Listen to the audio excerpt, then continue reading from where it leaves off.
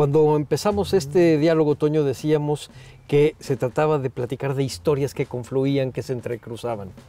Otra vez en 1928-29 se entrecruzan la historia con la que empezó la revolución, estamos hablando de la reelección y de la sucesión presidencial, con la historia de un movimiento armado que es el de la Cristiada, pero también con las organizaciones obreras y con la aplicación de la Constitución. Estamos en 1928, con la muerte de Álvaro Obregón, el interinato del licenciado Portesil, que además fue también fundador de un partido socialista, el Partido Socialista en Tamaulipas, y con el periodo conocido como Maximato, pero que para la idea de la historia y del patrimonio son muy importantes. ¿Tú cómo lees este periodo?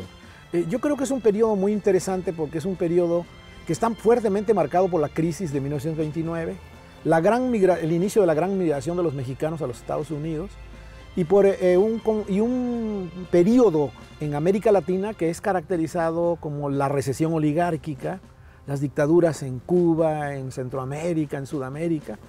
En México el efecto, creo yo, es la retracción del movimiento revolucionario desde el Estado, el hecho de que el Estado se convierte más bien, digamos, en un Estado más bien girando hacia posiciones de derecha, ¿no? Y combatiendo al movimiento obrero, al movimiento campesino, y a veces exacerbando el movimiento cristero. Porque recordemos que el movimiento cristero en realidad va a ser pacificado por Lázaro Cárdenas, ¿no? Es decir, es Lázaro Cárdenas quien va a terminar con este periodo de recesión oligárquica. Pero creo yo que aquí hay aspectos muy importantes, porque también hay un aspecto de la búsqueda de los nuevos yacimientos arqueológicos, el descubrimiento de diferentes sitios arqueológicos.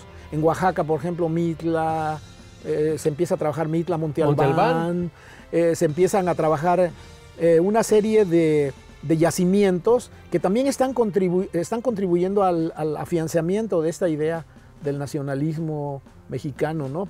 Que proviene de la revolución. Y que nutre también en una línea que proyecta a México.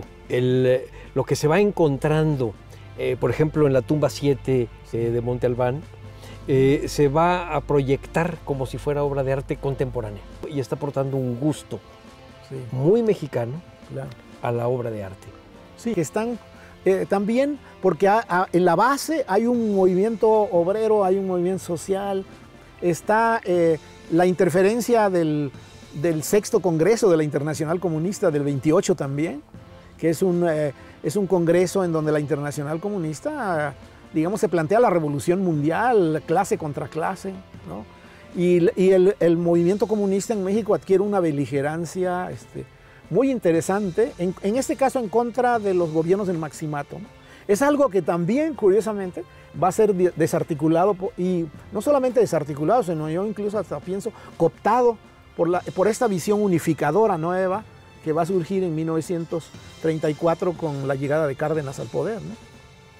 Y creo que con esto podemos cerrar ya este diálogo y este programa, y estamos hablando de quizá la línea en donde todavía la arqueología y la antropología se hace a través de proyectos sueltos, claro, a la fundación, ya en pleno cardenismo, del Instituto Nacional de Antropología e Historia.